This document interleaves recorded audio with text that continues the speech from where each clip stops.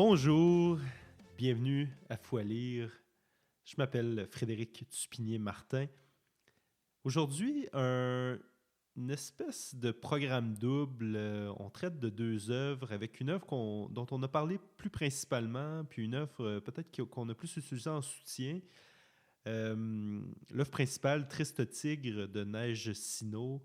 L'autre œuvre plus en appui, Salut ça va de Léa Clermont-Dion. Première fois qu'on fait un programme double, j'étais joint par Suzanne, fidèle collaboratrice. Mais j'allais dire, c'est ça que je suis un peu... c'est la première fois qu'on fait un programme double et je suis un petit peu hésitant peut-être à le refaire parce que... vraiment le but là, que je m'étais donné initialement, peut-être pour le podcast, c'est de mettre en valeur les œuvres dont je traite avec les collaborateurs et collaboratrices pour chacun des épisodes. Puis, lorsqu'on fait un programme double, je trouve que c'est plus difficile peut-être de donner toute la valeur à l'œuvre. C'est plus difficile de plonger de manière égale dans les deux œuvres. Et vous allez bien le voir là, ici où Triste Tigre est vraiment abordé plus en détail que Salut ça va de Léa Clermont-Dion. Et pourtant, les deux œuvres sont tout autant d'actualité l'une que l'autre et tout autant pertinentes. Et puis d'ailleurs, c'est ça, je m'entends dire d'actualité. Et voilà, c'est deux œuvres qui traitent de notre... J'allais dire, c'est ça, de la violence faite aux femmes, de notre relation avec le féminisme, de cette violence qui s'exprime malheureusement beaucoup à travers les violences à caractère sexuel.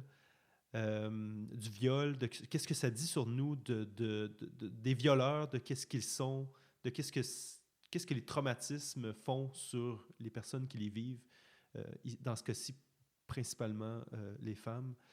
Et c'est un hasard quand même que j'enregistre cette introduction le 8 mars 2025, le jour international des droits des femmes. Et voilà, c'est encore tellement d'actualité de parler des droits des femmes.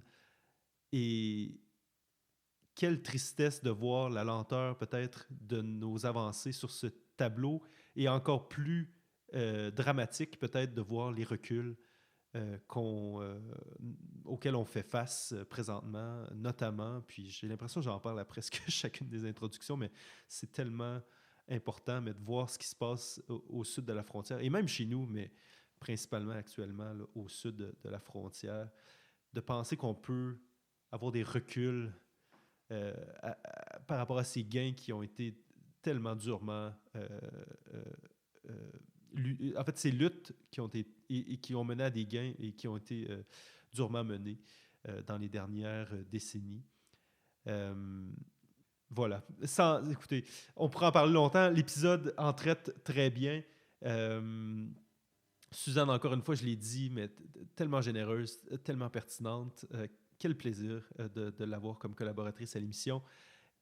Voilà, sans plus tarder, merci beaucoup pour votre écoute et bon épisode.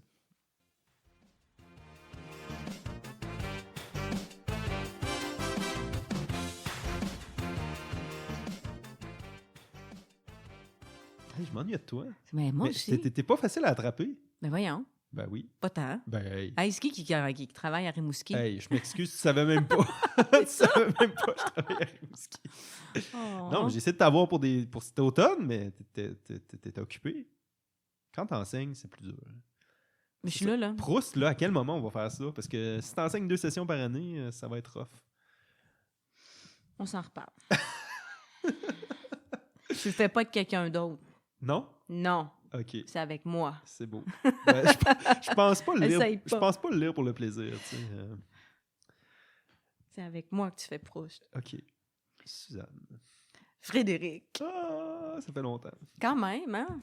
Bonne année 2025. Toi aussi. On se souhaite un beau pays du Canada Hey, dans les États-Unis. Oui, c'est avec ça. Un Québec souverain. Et voilà. Ah oui, la mort de Julien Poulain nous ramène à cette réflexion existentielle d'être un Québécois, Canadien, Québécois, d'expression française. Ouais. Mais tu savais pas qu'il était mort? Oui, je savais qu'il était mort, mais on sait-tu de quoi il est décédé? Non, je l'ai pas lu. Parce dans que les articles. j'ai essayé. J'ai essayé. J'ai pas vu j'ai lu dans l'article de les la presse, c'est tout, là, mais... Je sais pas. Mais oui, définitivement, quelqu'un parti trop vite. Oui, vraiment. 78 ans, c'est jeune. Là. Quand même. Ouais. Quand même. Mais ça, Bref, on n'est vraiment pas dans le même sujet dont on va parler. Est-ce qu'il y a des liens? Tout est dans tout, tu sais. Est-ce que... Non, il n'y en a pas. J'essayais de voir, là. Non, mais là, j'étais comme dans la mouvance anti-système où on n'est plus capable d'avoir un nous uni, un tout. Il y a quelque chose quand même de rattaché à la mouvance masculiniste anti-système qu'on voit en ce moment. Qui explique peut-être dans l'individualisme aussi pourquoi les mouvements d'association sont de moins en moins... hey, mon Dieu, on part deep rapidement. Moi, je les vois, je sens pas qu'il y a du masculinisme dans ce qu'on va traiter. Ah, ça part bien, hein? Hein? Tu sens pas qu'il y a du masculinisme dans les agressions sexuelles? C'est pas ça que j'ai dit. Dans le roman dont on va parler, j'ai pas senti que c'est un des thèmes. OK. C'est pas la même chose. Non. Ben, en fait, pas... Ben, là, c'est parce qu'on traite de 2 romans aujourd'hui. En tout cas, on essaye, on y pense. On va essayer. On a lu 2 choses. Okay. L'épisode va porter principalement sur Triste Tigre de Neige Sino, publié en 2023 chez POL. Un nom à coucher dehors que j'ai lu sur Wikipédia puis que j'ai pas pris le temps de... Tu l'as noté à quelque part? Ou, POL? Ouais, c'est ça. Okay. C'est genre Paul... Orchensky, je sais pas trop, je dis n'importe quoi. Mais bref, avec un éditeur français. Mais c'est ça, donc on a lu, l'épisode a porté principalement sur ce livre-là, mais on a lu aussi en parallèle Salut, ça va de Léa l'essai, c'est pas un roman, là, c'est l'essai. Qu'est-ce que j'ai dit? 2 romans, mais c'est pas grave. 2 romans, excuse, 2 livres. Un roman et un essai. Oui, 2. Ben, tu vois, j'aurais plus dit genre récit autobiographique. C'est de l'autofiction, essai. Autofiction? Ben, elle parle d'elle, mais dans une forme romancée. OK. C'est pas les donc, faits... elle se garde des libertés, là. Ah, je savais pas. Oui, elle se garde des libertés, absolument. C'est pas une autobiographie du tout, du tout. Là. OK. Ah, bon. Ça, c'est important parce que, justement, pour préserver son espace. Ben oui, parce qu'il y avait en tout cas, là, mon Dieu, on se devance, là, mais il y avait un moment où elle disait « Ah, c'est mon espace à moi, je ne laisse pas les gens rentrer, tout ça. » Puis j'étais comme, je comprends, mais en même temps, c'est comme un peu de nier la notion de projection, je pense, qu'il y a dans toute œuvre littéraire, là, dans le fond, où on projette une partie de soi à travers les mots, puis n'importe qui sait lire à travers les lignes un peu est capable de percevoir un peu l'essence de l'auteur ou de l'autrice. Non. Faut accepter le pacte fictionnel. OK, ça va être un épisode comme ça où on fait juste s'engueuler tout le long. Non. Suzanne est dans sa phase du non ce soir. Aïe. Bon. Fait que... ouais, fait que c'est ça. Fait qu'on a lu les 2 œuvres. On va surtout parler de Triste Tigre, mais quand même... en faisant des liens. Je pense qu'il y a beaucoup de choses à dire, malgré tout, sur l'œuvre de... oui, c'est ça, l'essai. Je vais peut-être aussi me laisser aller à vous parler Pour Britney de Louise Cheneviève, qui est publié aussi, qui vient de sortir le livre chez Paul aussi, où c'est une réflexion sur... l'autrice réfléchit sur sa fascination quand elle était jeune sur Britney Spears et comment elle l'a rejetée. Elle était un peu plus vieille. Et là, maintenant, rendue à l'âge adulte, elle se rend compte à quel point elle fait des liens avec sa situation de femme, elle fait des liens avec une misogynie Britney Spears genre? Et Nelly Arcan. Oui. Comment ces femmes-là ont été crucifiées sur le bûcher. C'est magnifique. Est-ce qu'elle est allée à Tout peut arriver avec Marie-Louise Arsenault? Ça se peut-tu que c'est là que je l'ai entendu? Louise je l'ai entendu je sais pas. L'autrice. Peut-être. Je l'ai entendu à quelque part en entrevue, mais je n'ai pas lu l'œuvre, malheureusement. Mais en tout cas, peut-être quelques liens. Puis Nelly Arcan, que je connais pas bien non plus. Ça te donne le goût de le lire, de tout relire. Tout à fait. Tout relire les livres de Nelly Arcan, c'est fou. J'ai jamais bouffé l'œuvre au complet d'une seule personne. Mettons, tous les œuvres d'une il n'y en a pas beaucoup. De Nelly Arcan. Non, ouais. Ça se dévore assez vite. Avant qu'elle se pende. Bon, OK. Triste Tigre. On sera pas plus... ça sera pas un épisode très joyeux, on le dit tout de suite. Non. C'est pas des thèmes... non. C'est pas des thèmes très faciles. Triste Tigre, donc... c'est ça, donc récit sur, ou en tout cas, bon, autobiographique, mais fictionnel, là, comment dire? Quel est le terme que tu as Attends, je vais trouver exactement son thème. Comment qu'elle se décrit. mais bref, donc une autofiction qui raconte son histoire d'agression sexuelle alors qu'elle était très très jeune. Elle avait 7 ans. de ses propres mots 7, 8 ou 9 ans. Elle était donc dans sa famille dans les Hautes-Alpes en France où elle a grandi. Et elle vivait avec son beau-père et sa mère, puis elle raconte comment son beau-père abusait d'elle là, jusqu'à l'âge de 14 ans. Et je dirais que c'est comme un peu des passages de son vécu, un peu aussi de son cheminement jusqu'à porter plainte beaucoup plus tard dans sa vie, lorsqu'elle est rendue dans la quarantaine, avec entrecoupé finalement de réflexions sur le viol, sur les agressions sexuelles, sur le pouvoir masculin, mais aussi sur la personnalité des agresseurs, comment peut-être la genèse des comportements d'agression sexuelle, comment on peut en venir jusqu'à là, ou en tout cas du moins sans donner nécessairement des réponses, mais un peu son cheminement de pensée là, ou de ses réflexions qu'elle a eues sur le sujet. Pas grand-chose vraiment à dire de plus là, en termes de résumé. C'est assez, d'un point de vue de résumé, c'est assez simple à décrire. Après ça, c'est rempli de... C'est extrêmement riche comme œuvre, avec énormément de réflexions, énormément de thèmes, puis c'est vraiment percutant. Je sais pas, toi, comment ça avait été... Ben, pour répondre à ce que on disait tout à l'heure, alors elle dit ce n'est pas une autobiographie, mais bien un essai et un récit personnel. C'est un mélange d'essais et de récits personnels. Donc, c'est intéressant. Elle dit grâce à cette forme que j'ai trouvée, je ne suis pas obligée de tout dire sur ma vie. C'est comme ça que je me protège. Elle dit ça en entrevue. C'est super intéressant. Puis pour rebondir sur ce que tu dis, ben moi, le livre, pour moi, c'est comme étant prof de littérature, c'est toute une réflexion sur la littérature. Tout le long. C'est tellement un livre extraordinaire. Ben, c'est rempli de références, là, aussi. Oui, mais c'est œuvres, de réflexion, l'art d'écrire, qu'est-ce qu'on écrit, qu'est-ce que ça donne. Ouais. Elle va partir avec Nabokov, puis sa Lolita. Oui.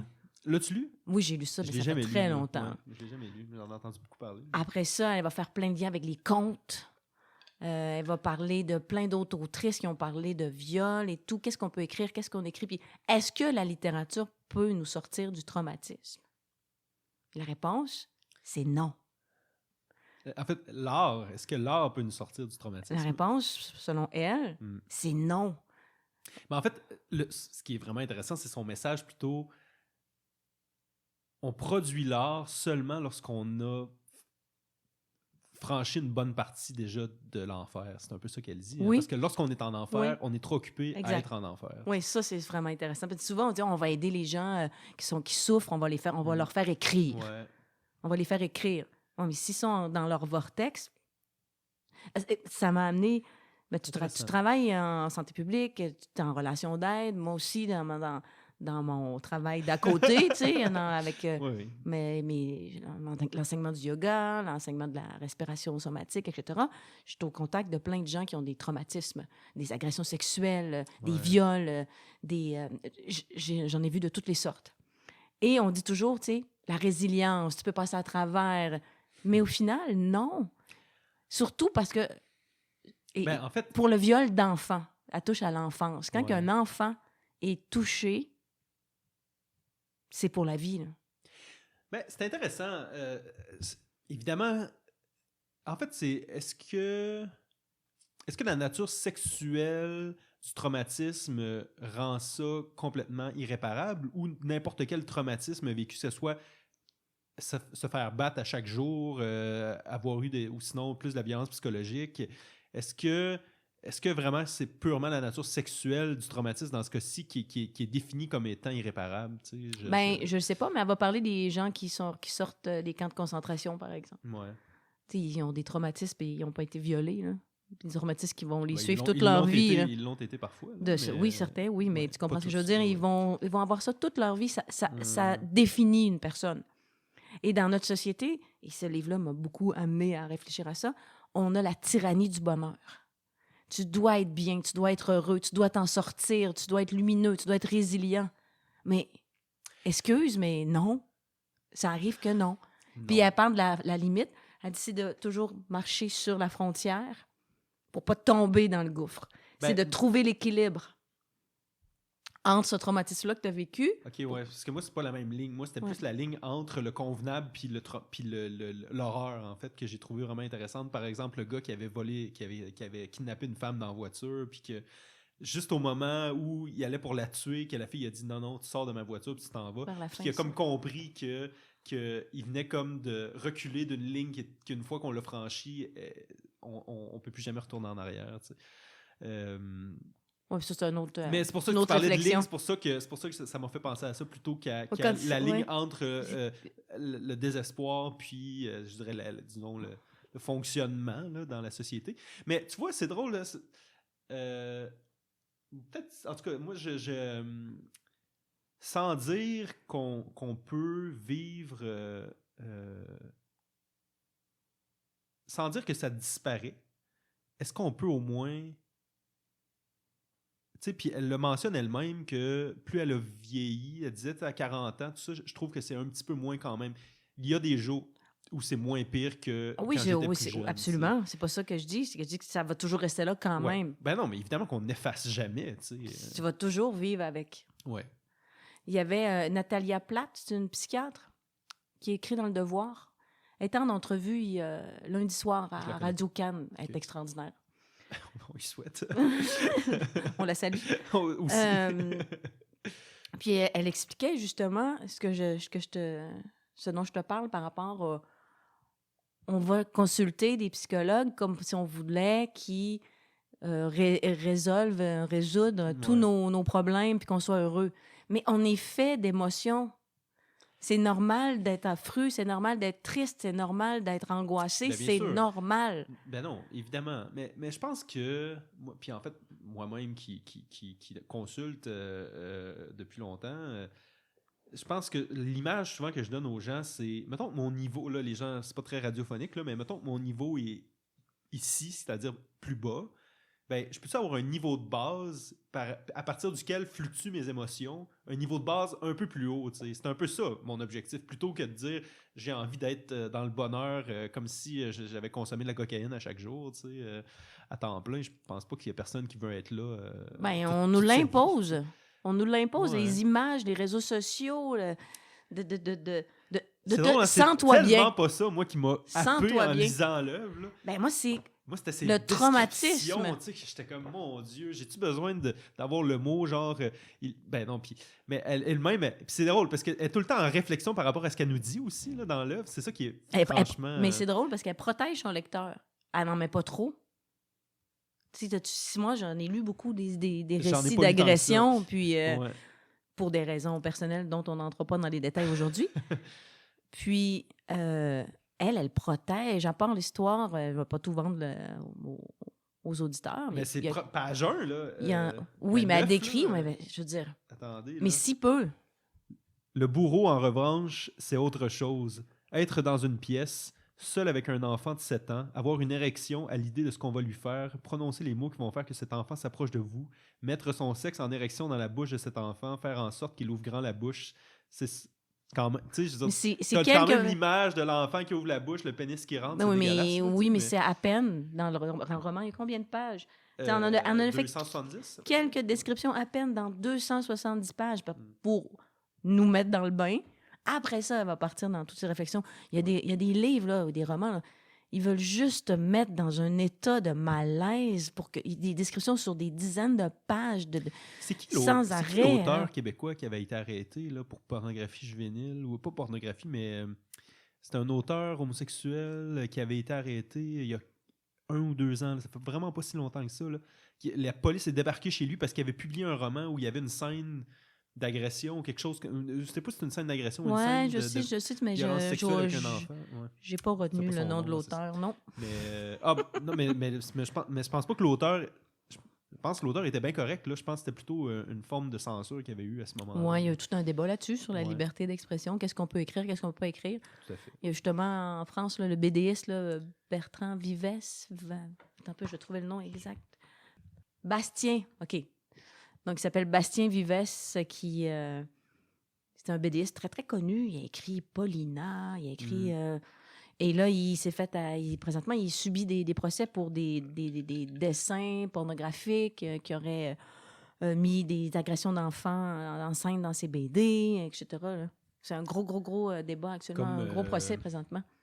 Comment s'appelait l'auteur français là, que Denise Bombardier avait confronté? Oui. Magnef. Oui. Magnef, oui. Oui, mais le consentement, est-ce que tu as lu Maznef. ça? Maznef, le consentement, est-ce que tu as lu ça? Non. Bon, mais ça, c'en est un exemple de livre... Qui raconte ses viols en de moult jeunes détails, filles, là. Oh, mon Dieu. Moi, je l'ai lu, ce livre-là, puis il y a des profs qui l'ont mis à l'étude au cégep, puis les étudiants, ils étaient... Traumatisé. pas à mon cégep, Gabriel là, Maznef, oui. mais Vanessa Springora, qui a écrit ça.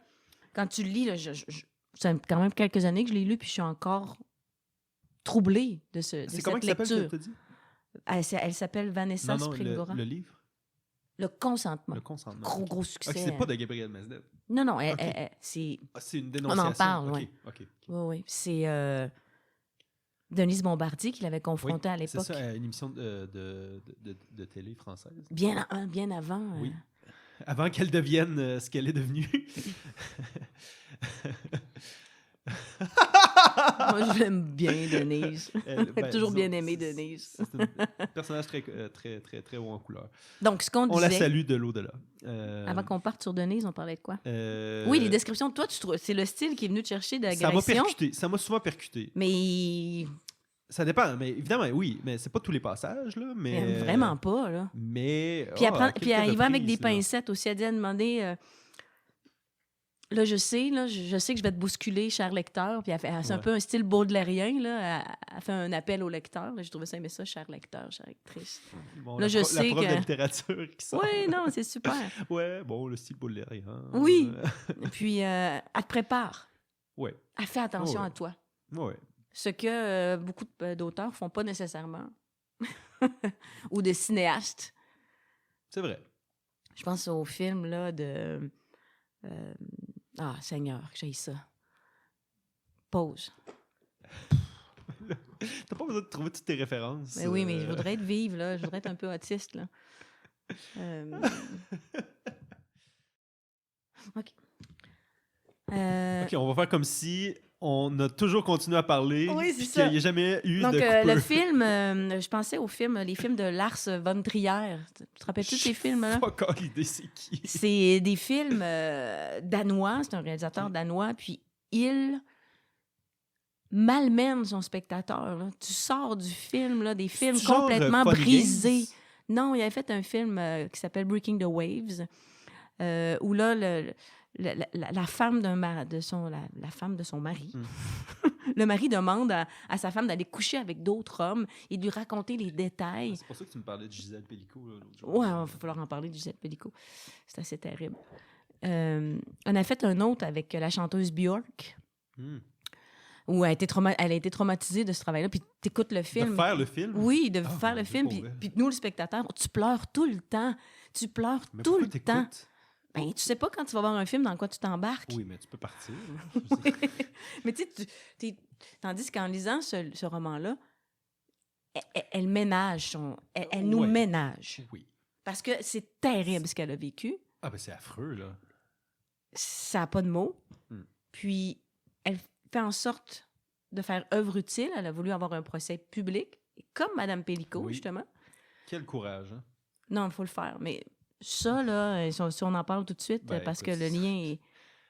Je sais pas si tu as vu la semaine passée, ils ont découvert un réseau de 70 000 hommes allemands qui étaient prêts à vendre... C'est un réseau de transfert d'informations sur la soumission chimique.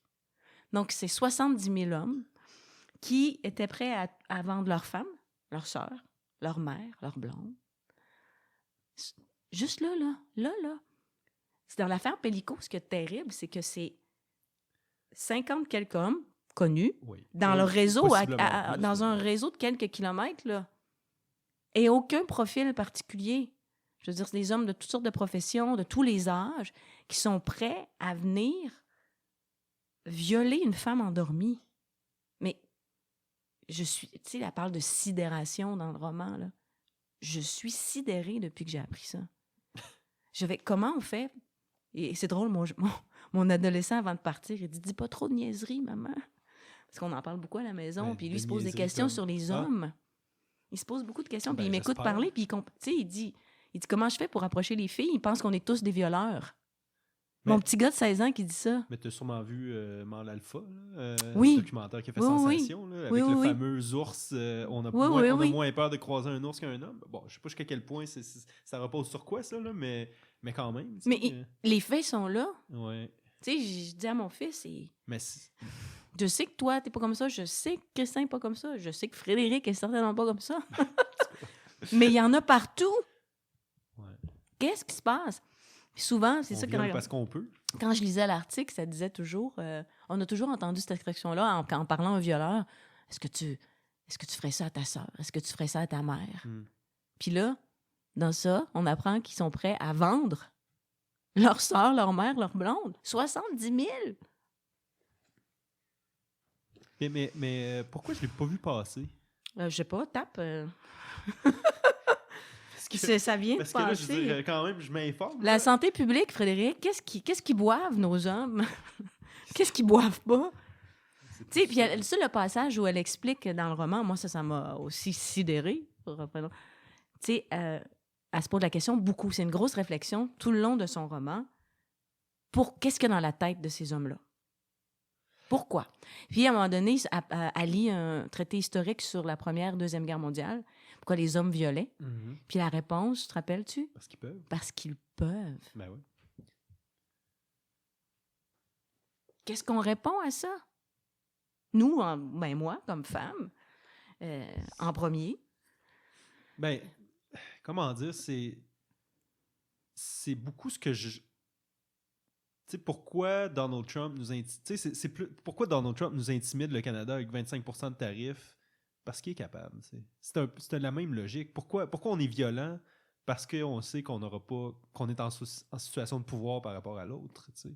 Puis comment on se sort de cette situation de pouvoir-là? Comment on rétablit? Il n'y a rien de pire qu'un pouvoir absolu. Je sais pas. Moi, en tant que femme, cette pensée-là me traverse aucunement l'esprit. Ben non. Moi, en tant qu'homosexuel non plus, parce qu'on est des mon Dieu. Attention, là, ça va venir genrer notre affaire.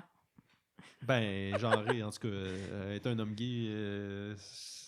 mais c'est l'intersectionnalité, mais dès qu'on est dans une situation de vulnérabilité fondamentale, d'une certaine manière, de par le fait qu'on est une minorité ou de par la soumission physique, parce que, bien qu'on le veuille ou non, les femmes sont généralement moins fortes physiquement que les hommes. On est dans une position de vulnérabilité et où, finalement, l'autre doit se soumettre selon son bon vouloir, se soumettre, on s'entend, redistribuer une partie de son privilège, et où j'ai l'impression que puis avec l'actualité en ce moment, où on a complètement perdu la notion du co-bénéfice, finalement, que on a perdu de vue. Puis j'écoutais un épisode avec Boucard Diouf récemment qui parlait de ça, puis je trouvais que c'était vraiment intelligent, qu'on a perdu la notion des bienfaits de prendre soin des autres. Le care. Comme si c'était... prendre soin de son prochain, tu sais. Ben, dans la société, je pense collectivement. Mais là, c'est sûr qu'on parle d'hommes ici, mais en même temps, qui est-ce qui a voté pour Trump? Qui est-ce qui a voté pour... Il y a eu un gender divide en bon français. C'est les hommes qui ont élu Trump. Ben, pas seulement, mais principalement. Peu éduqués. Ben... Ça, c'est les statistiques pas seulement, sont là. Tu vois des gens au sommet de son équipe, Vivek Ramaswamy, c'est des gens, Chris, qui sont allés à Yale, puis tout ça... Il y en a beaucoup moins, les statistiques sont là. En tout cas, là, on parleront pas de ça. Il doit y en avoir en masse des podcasts qui parlent de ça. Mais c'est juste que je vois des liens. C'est un violeur, lui aussi. Là. Oui, mais je veux rebondir sur quelque chose. Mon conjoint qui travaille à l'Université du Québec, salut, ils ont beaucoup de statistiques. Puis, les facultés de care, donc les facultés qui viennent en aide aux gens, sont vidées d'hommes. Il n'y en a plus d'hommes dans ces facultés-là. Que ce soit...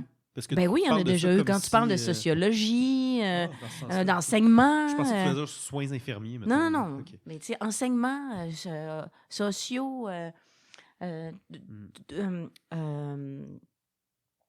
service social, santé publique, etc. Médecine, bon, la médecine, non, mais si tu vas... Quoique, c'est encore... Il y a de plus en plus de femmes qui s'en vont en médecine. C'est 70% à Laval, je pense.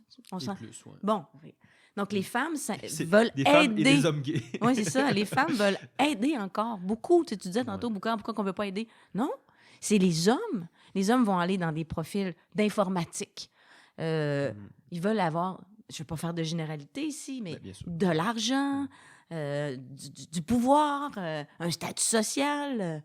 J'ai des jeunes dans ma classe, dans mes cours, qui veulent, eux autres, c'est en business, ils veulent faire de l'argent, ils font des bitcoins. J'ai jamais vu de filles là-dedans, moi. Il y en a certainement. Mais c'est une minorité. Puis ils lisent des livres sur l'économie, puis c'est important, là, c'est important. Mais c'est, je veux dire, des écoles primaires avec des profs masculins, on en a besoin. Besoin de modèles. Qu'est-ce qui pousse les hommes à fuir ce soutien-là envers les autres? Moi, ça, je le comprends pas. Je le comprends pas. Mon fils, il a été longtemps... il voulait longtemps être infirmier. Ah. Il dit, médecin, j'ai la flemme. Trop d'études. Mais... Ça va-tu bien à l'école? Ah oui, ça va très, très bien, on le salue. Mais longtemps, il voulait être infirmier. Là, il va aller faire de la musique. Mais tu sais... OK, lui aussi? Oui. Mais je sais quel auteur qui disait... Comestibles? Des comestibles. C'était quel auteur? J'ai oublié la référence, mais il disait, il y a 2 seuls métiers nobles, la médecine et l'art. Je suis d'accord. Pour aider les humains. Tu sais? Je dirais l'art et la médecine. Oui. Plus. C'est vraiment, hein? Oui. Mais... c'est drôle parce que moi, ça a toujours été... Mon autre grand appel dans la vie, c'était plus l'art, tu sais, que la médecine, finalement. Beaucoup de médecins écrivains, beaucoup de médecins qui s'intéressent à cette sensibilité-là parce qu'on s'intéresse aux émotions humaines. Quand on cherche un sens, là... Ouais. C'est drôle, alors, est-ce que l'art nous sauve? Mais non. Attends. Ça, c'est son opinion. Je veux dire, on a le droit d'être en désaccord, là. Sauver, c'est un grand mot. Nous aide, peut-être. Nous bien sauver. Sûr, on s'entend. Elle cite Nietzsche, à un moment donné. J'aimerais ça retrouver... La page 178, elle dit « La phrase de Nietzsche est à propos de l'art, qui est la seule chose qui donne du sens à la vie, me semble très juste. Elle révèle aussi qu'en dehors de l'art, rien n'a de sens. Tout est parfaitement cruel et absurde. » Donc, trouver un sens, mais pas se sauver, pas sortir du traumatisme, pas... tu comprends? C'est ça la différence. C'est toute la différence. C'est ça, on est constitué de toutes les expériences qu'on vit dans notre vie et évidemment qu'on en est... Mais comment dire? On s'en sort dans le sens où on se sort de la souffrance que cet événement-là nous fait vivre au quotidien quand on n'arrive pas à dis-moi, en tout cas, guérir en partie des blessures qui saignent. T'sais. Je pense que c'est plus ça qui est l'idée, en tout cas du moins, qui est souhaitable pour les personnes qui ont vécu ces choses-là. Ouais. Et toutes les personnes qui ont vécu ces choses-là, entre guillemets, c'est toujours là. C'est très large. C'est toujours là. Toujours là. J'imagine. Sans arrêt. Ouais. Sans arrêt. Des fois, les espaces sont plus courts, sont plus longs, mais c'est toujours là. Et une des choses aussi que... et puis, là, je fais le parallèle tout de suite avec Salut, ça va. Une des choses qui... Moi aussi, qui me... Pas qui me fascine, c'est pas le bon mot, mais qui...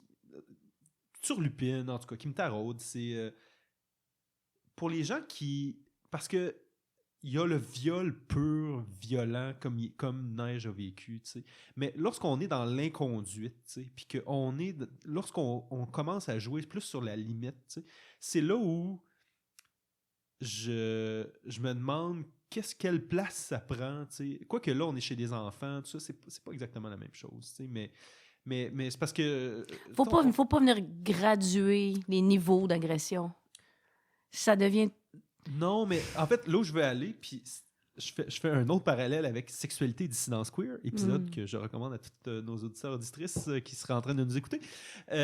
C'est que, et c'est une notion intéressante, le double rôle agresseur-agressé, pas nécessairement c'est ça, tu sais, dans le baiser volé, dans toucher, lorsqu'on est sur la limite là, tu sais, du consentement, quelle part... mais c'est d'autres choses. Je sais pas où je m'en vais avec ça, mais... Mais sur dis son nom, là. Ouais. Les agressions sont notées en 3 niveaux. Niveau 1, niveau 2, niveau 3. Ah, je savais pas, OK.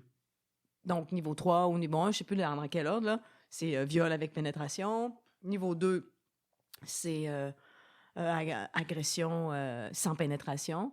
Puis, tu as niveau 1, c'est harcèlement, agression. Tu sais, as 3 niveaux. C'est quoi la différence entre 1 et 2? Je sais pas ça. Ben, 2, c'est ce que Léa a vécu, là. Okay. Donc, il l'a ploté, là. Ouais. Excusez-moi. Il a touché, là. C'est parti, il a ploté, là. C'est assez intrusif, là. 1 étant plus de harcèlement. Ouais. Tu parlais de baiser volé, tout ça. OK. Ouais. Donc, c'est ces 3 niveaux-là qui sont sur 10 son nom. C'est sûr que si tu as un balai de justice, tu as des degrés, puis... Mais psychologiquement... En termes de ouais. Tu sais, il y a des répercussions, mais c'est sûr que... Je disais tantôt, on ne peut pas qualifier, quantifier, non, mais il y a gradué, mais il y a quand même ces échelles-là qui existent. Là. Tu sais, on dit, on dit, bon, mais Léa, on est rendu ailleurs, là, mais... bon, elle a juste été plotée, oui, mais... Ben non, mais pas juste. C'est un bon plotage, là. Hein, excusez-moi l'expression. Avec une personne en position de pouvoir sur elle, puis... Oui, tout à fait. Mais en tout cas, moi, je voudrais, avant qu'on parle... je pense qu'on a encore beaucoup de choses à dire sur Triste. Je voudrais qu'on parle littérature. Oui. Littérature avec ce livre-là. C'est-à-dire que comment qu'elle l'a écrit, justement, pour que ça fasse pas juste un témoignage. Tu sais, qu'est-ce qui en fait que c'est un récit? Ouais, je t'écoute. Ben, c'est justement toutes ces réflexions-là sur ce qu'elle est en train d'écrire, comment qu'elle l'écrit, comment qu'elle le très introspectif. Comment qu'elle devrait l'écrire. Donc, prenons la page 52. Elle dit au 2e paragraphe, amis lecteurs, amis lectrices, ici, ma semblable, ma sœur, voici le lien vers Baudelaire. Baudelaire dit mon frère. Okay. Voici, au début des Fleurs du Mal, voici donc un aveu que je me dois de te faire, car je ne nourris point le désir de te fourvoyer. Prends garde à mes propos, ils avanceront toujours masqués. Ne prends pas ce texte dans son ensemble pour une confession. Il n'y a pas de journal intime, pas de sincérité possible, pas de mensonge non plus. Mon espace à moi n'est pas dans ces lignes, il n'existe qu'au-dedans. Mais moi, tu vois, moi aussi, je l'avais surligné, je n'y crois pas. Ben oui, qu'est-ce que tu crois pas? Je crois qu'on est toujours en projection quand on écrit. Oui, mais elle parle d'elle. C'est sûr. Ben, c'est ça. Mais elle a un espace. Ben, bien sûr. Puis j'y souhaite d'avoir son jardin secret, et bien sûr. Mais je dis simplement que je pense que c'est faux de dire qu'on se protège lorsqu'on écrit. Je pense que lorsqu'on écrit, on se rend vulnérable, au contraire. Mais je pense qu'elle dit dans un contexte où c'est tellement difficile, elle est rejouée dans tout ça, qu'elle n'a pas le choix de se protéger. Elle n'a pas le choix. Ben, puis oui. Parce que sinon, c'est intolérable. Ben, bien sûr. D'où la littérature qui vient à son secours. Page 61. Ouais. Dernier paragraphe. Je me demande... 61. Je me demande s'il faut que je dise que je fasse que cette petite fille soit en même temps moi, qui ai aujourd'hui 44 ans. Peut-être que je peux dire elle, la petite fille. Je ne sais pas ce qui est mieux pour vous. Donc, tout ce jeu-là avec le lecteur, c'est tellement le fun. Mais mais moi, je pense que c'est introspectif plus. Mais c'est plus une question de narration. Comment elle réfléchit à sa narration. Moi, je le vois pas du tout de même. Je le vois plutôt comme une recherche d'identité à travers son drame, à travers son traumatisme. Mais les deux, mais c'est ça le narrateur. Est-ce que ça fait encore partie de moi ou c'est plutôt moi du passé? Non, mais elle cherche de l'authenticité.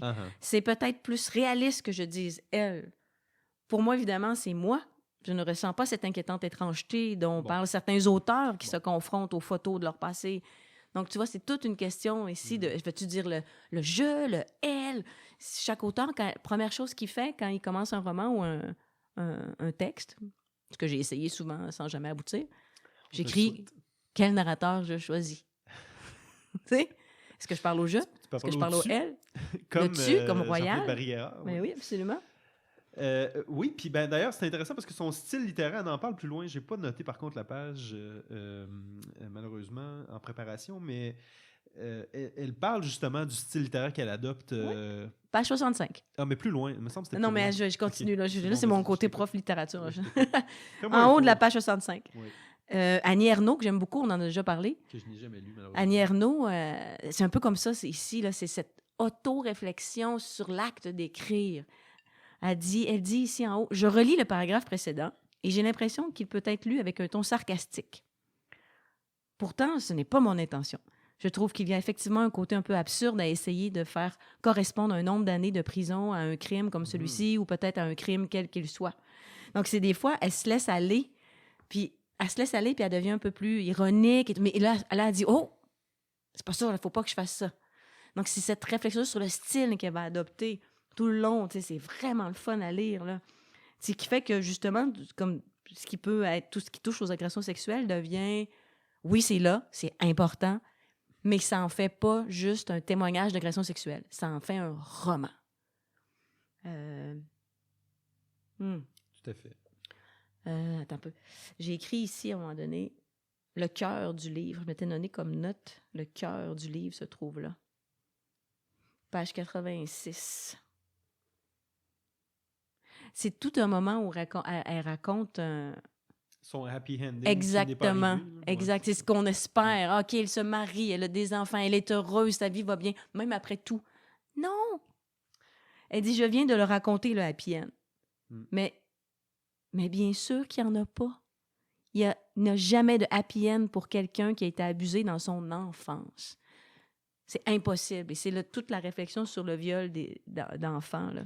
On s'éloigne de la... Mais c'est là qu'elle parle de, justement, on n'écrit pas avec ses névroses. Attends, c'est ça. Au contraire, l'écriture ne peut advenir que quand le travail, une partie du travail a été fait. Ce morceau de travail qui consiste à sortir du tunnel. Car quand on est en enfer, on n'écrit pas, on ne raconte rien, on n'invente pas non plus, on est juste trop occupé à être dans l'enfer. C'est ça, il y en a beaucoup, tu sais, je pense David Goudreau, tu sais, ils vont dans les prisons, ils vont faire écrire ils font écrire de la poésie, ça crée des belles affaires, mais justement, quand ils sont en prison, ils ont eu un processus déjà de réflexion de ce qui leur est arrivé, pourquoi ils ont fait cette action-là. C'est une grande question dans le livre. La prison. Lui, il avait une prison dorée, hein? Oui, c'est ça, son qui était agresseur. Comme dans une forêt, là, avec des arbres et tout. Ouais. Mais t'as de l'air fâché. Oui, je suis fâchée comme elle. Mais qu'est-ce qu'on fait avec ces gens-là? Peine de mort? Non, mais ils ont juste pas à être traités aux petits oignons, là, je veux dire. Ouais. Justement, ça te fait quoi, le fait que ce soit remarié, qu'il ait refait des enfants, qu'ils vivent une belle vie comme si... C'était plus d'un point de vue psychologique, psychiatrique, que j'étais comme, mon Dieu, répétition des patterns. Puis moi, on connaît pas son histoire à lui tant que ça. On comprend qu'il a peut-être été violé lui-même, mais on sait pas trop quel genre d'enfance qu'il a eu. Moi, j'ai toujours pensé qu'un jeune ou une personne qui avait été violée dans son enfance va devenir, a plus de chances de devenir... Ouais, elle dit, c'est 20% seulement. Elle dit, c'est même pas vrai. Ouais, c'est ça. Et moi, ça m'a comme... ça a beaucoup changé ma perspective. Puis elle l'a dit elle-même, moi-même, elle a dit, j'ai jamais même pensé, là. Puis à part... moi, des passages qui m'avaient le plus percuté, c'est quand elle raconte comment elle flatte sa fille, tu sais. Puis que là, puis c'est ça, encore la description, j'étais comme, c'est-tu nécessaire? Ma main descend, elle flatte sa petite fente. Elle pourrait. Oui, non, elle je comprends, pourrait. mais quand même, tu sais, c'était comme, oh, mon Dieu. Mais moi, ça me... Oui, mais c'était pas si pire. Voyons. C'est beau. Pour avoir des enfants, flatter des enfants, bien sûr. je me suis souvent posé cette question-là. Qu'est-ce qui porte quelqu'un à leur faire mal? Le nombre de fois que j'ai pris mes enfants dans mes bras en ayant ces réflexions-là, puis elle l'écrit de manière magistrale. Ouais. C'est incompréhensible pour quelqu'un qui n'a pas ces pensées-là. Et où la frontière entre quelqu'un qui passe à l'acte? C'est intéressant. C'est la question, moi, je trouve, dans le livre. Entre autres. Il y en a tellement. Oui, effectivement.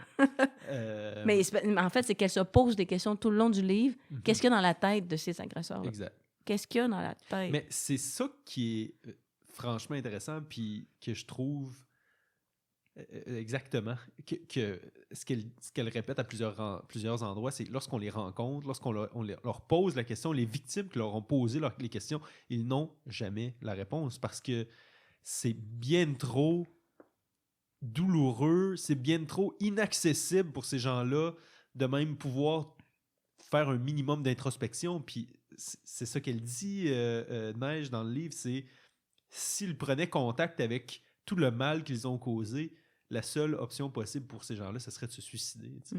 Puis elle dit qu'elle s'invente des histoires. Ils s'inventent des histoires pour pouvoir continuer à vivre. C'était irrépressible, je ne pouvais pas.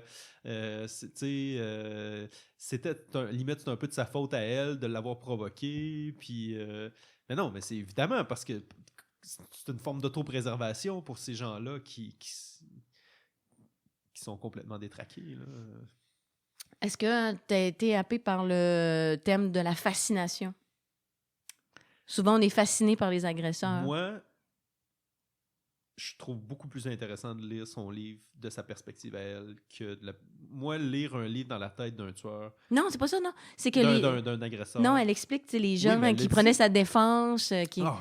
C'est ça qui est fasciné. Il est fasciné par quelqu'un. Le déni et de dissociation est vraiment... Puis qu'il y a une responsable d'une association de victimes qui a pris sa défense. C'est que page 57, elle a dit au procès qu'il était ouvert au dialogue, qu'il cherchait au fond de lui une métamorphose, que c'est rare de voir un homme comme ça, si plein de qualités sur le banc des accusés, qu'elle aurait bien aimé avoir un agresseur comme lui, en gros. Mais même ses enfants, même sa fille qui se dit « Ah non, non, il m'aurait jamais touché moi, il t'aurait juste touché toi. » As-tu vu le film Les Chambres rouges? Non. De Pascal Plante? C'est un film qui a gagné plein de prix, meilleur film, a gagné le prix. Vraiment écouter beaucoup ou de consommer beaucoup d'art sur le viol et tout, mais franchement, moi, c'est quelque chose Non, c'est pas de viol. Ça me fait mal, puis ou pas ça me fait mal des fois, mais il y a quelque chose qui m'effraie, je pense, dans ça, tu sais. Revenons au thème de la fascination. Ouais. C'est les chambres rouges, c'est sur le web, le dark web. Tu peux avoir plein d'affaires. Là. Tu peux, en payant... Oui, tu peux payer très, très cher puis te tuer un enfant live. As-tu déjà lu Hell.com? Oui, j'ai déjà lu Hell.com puis je l'ai garoché dans tous les murs. Ce livre-là m'a... Détestable livre. Mais tu sais, juste de m'imaginer que ça pouvait exister, ça m'a causé de l'anxiété, là. Mais là, tu dis que tu lis pas trop, mais là, tu as lu Hell.com, c'est terrible comme livre. C'est terrible. Je sais pas, ça m'effraie moins. Je pense que c'est le thème du viol, vraiment, qui me percute, moi, plus. En tout cas, dans... quoi qu'il y en a dans Pascal, dans les chambres rouges, c'est un homme qui prend des jeunes filles puis il coupe en morceaux, là. Il les agresse, là, un peu. Puis, il y a lors du procès, il y a toute une gang de fans du meurtrier qui disent c'est pas lui. C'est une histoire vraie? Ou... Non, c'est un récit, mais je suis sûre que ça existe, là. Ça existe, plein d'agresseurs. Manson et compagnie, là, qui ont plein de fans parce qu'ils sont charismatiques. C'est marié. C'est ça, c'est tout ça. Donc, ça, c'est vraiment intéressant parce que cet homme-là, par son aura, a réussi à attirer la sympathie. Mais c'est ça que... c'est exactement ce que je te raconte. C'est que dans le livre, je ne sais plus à quel passage, mais elle dit...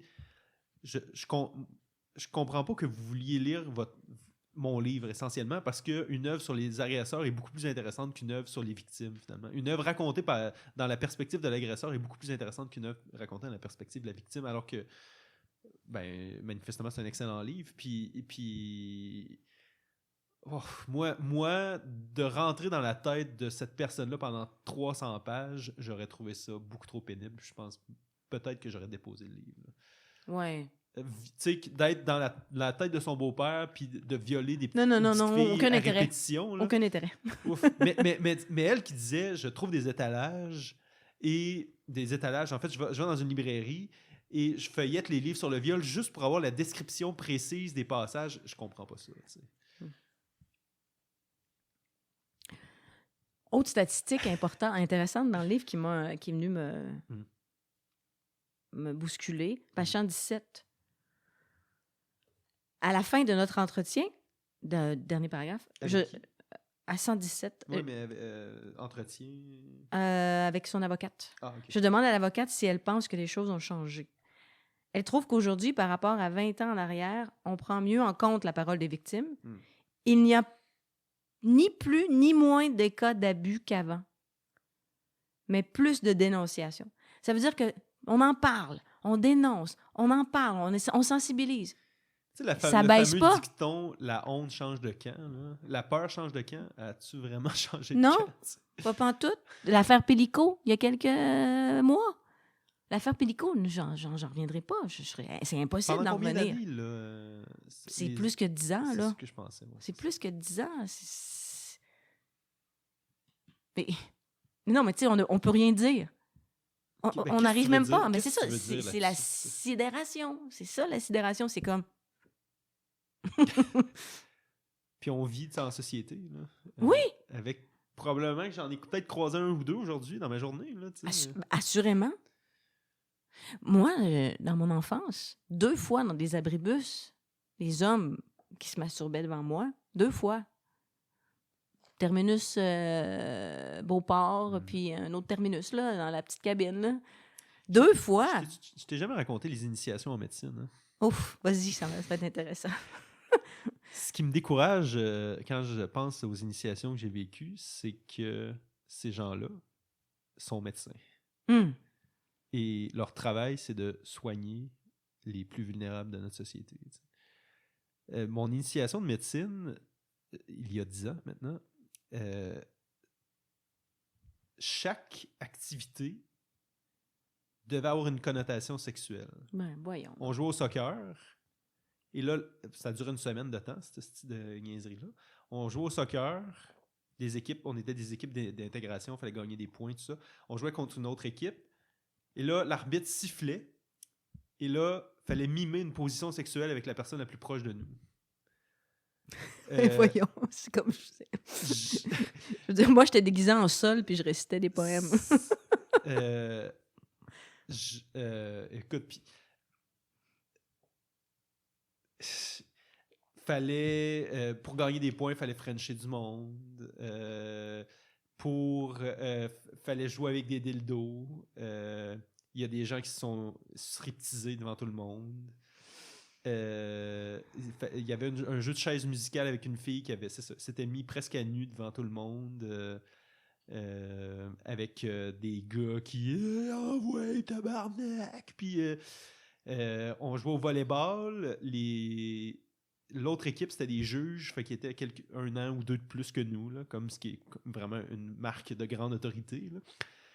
Et il trichait vraiment beaucoup en jouant au volleyball. Puis là, j'étais comme, là, let's go, calice, là, à un moment donné, si vous voulez qu'on va jouer pour vrai. Là. Puis il était comme, non, on va te mettre du ketchup dans le cul, tabarnak. Puis... Mais voyons. Ouais. Puis moi, tu sais, ben, c'est traumatisant, là. Et... ouais. C'était ça mon entrée en médecine, moi, qui avait mes belles idées. Mais il y avait plein de filles, là. Plein de filles, plein de gays. Ben, les gays étaient tous encore dans le placard, bien sûr, parce que comment veux-tu être gay dans ce genre de contexte-là? C'est juste une minorité de dudes, de garçons qui prenaient le lead. Les organisateurs, c'est tous des estignéseux, mais... et on les salue. C'est mes collègues maintenant, malheureusement. J'espère que je me ferai pas soigner par eux. Ben, il y a fort à parier. Ah, mais... C'est ça, tu sais. Il y a fort à parier que je serais pas malade. Le médecin que vous allez croiser à l'hôpital, ce gars-là, a peut-être déjà violé une personne pendant une initiation. T'sais. Ah, voyons, Frédéric! Ça s'est jamais su, tu sais. Ben, mais... Oui. C'est... Ben, qu'est-ce que tu veux dire de plus, tu sais? Puis moi, tu sais, dans Salut, ça va aussi, il y avait plein de descriptions. Il y avait un récit d'une initiation particulièrement traumatisante dans un camp de jour. Mm-hmm. J'ai un peu oublié, tu sais, mais moi, j'en garde un vraiment mauvais souvenir, mais heureusement, tu sais, il m'est rien arrivé de plus que ce que je t'ai décrit, disons. Je n'ai pas été violé, tout ça, mais c'est sûr que c'est arrivé. C'est sûr que c'est arrivé. Écoute, regarde ce que je te décris. Ouais. Puis ça, c'est ce qui était au vu et au su de tous. Là. Ouais. C'est sûr que derrière tout ça, il y a eu 100 fois pire, là, puis du monde qui... Ah oui, la jeune fille, là, c'est ça, je m'en souviens, les jeunes hommes qui miment des positions sexuelles. La crème fouettée sur le pénis, oui, puis qu'il faut tu qu'il liches... Ah oui, ça n'a pas de bon sens. Ça n'a pas de bon sens, ça n'a pas de bon sens. Ça, c'est le monde dans lequel on vit. OK. Ben justement, on arrive à la violence, un thème à la page 121. À la page 121, j'ai parlé dans le micro. Méthode de défense socialement acceptée pour les hommes. Ça, c'est une réflexion, une piste de réponse à sa quête de réponse, dans le fond. Là, tu sais. Elle dit toujours la question ontologique de la violence. Le viol est une soupape psychique. Il s'agit pour les agresseurs de se préserver à travers la violence de quelque chose de plus grave. Ben oui, prendre contact avec sa vulnérabilité. Non, mais je veux dire, le viol, au lieu de tuer, le viol, c'est comme une soupape psychique, parce que sinon, il tuerait. Ah, moi, c'est pas ça que j'ai... Moi, c'est comme ça que je l'ai compris. Le viol, c'est comme le niveau 1. Non. Moi, je pense que c'est... Ah ben non, je comprends pas. Je vis un conflit intrapsychique, je vis une détresse à l'intérieur de moi et je projette cette violence-là en violent. Moi, c'est ça que je comprends en lisant ça. Ça dit, ce choix de la violence s'expliquerait par une acceptation sociale de celle-ci comme forme de défense masculine. Ben oui. C'est la raison pour laquelle il y a plus d'hommes que de femmes qui passent à l'acte. Oui. Et c'est pour ça que la domination virile, physique et psychologique joue un rôle primordial. Oui.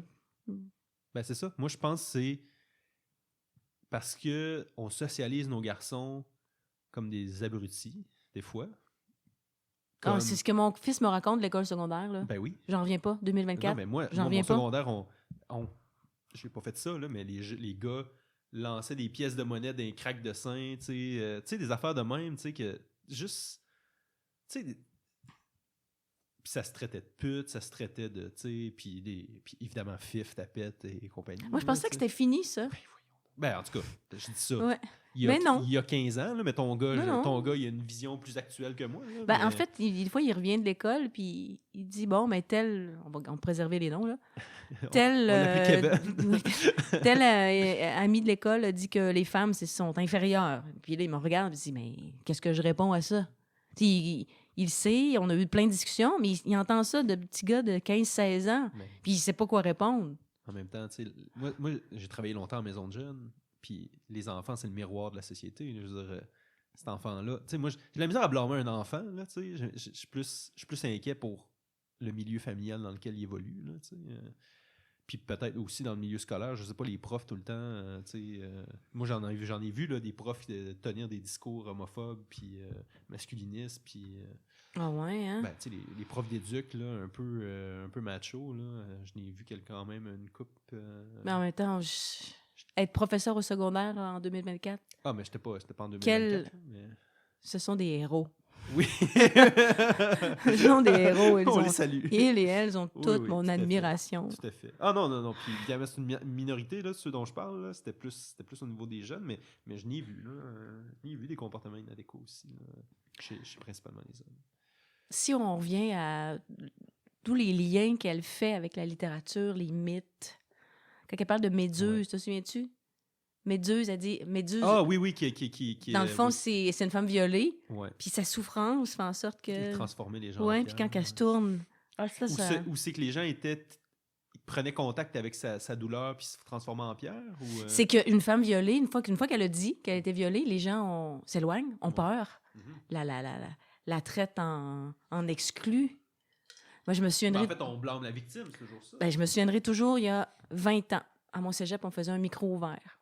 À Saint-Laurent? Oui.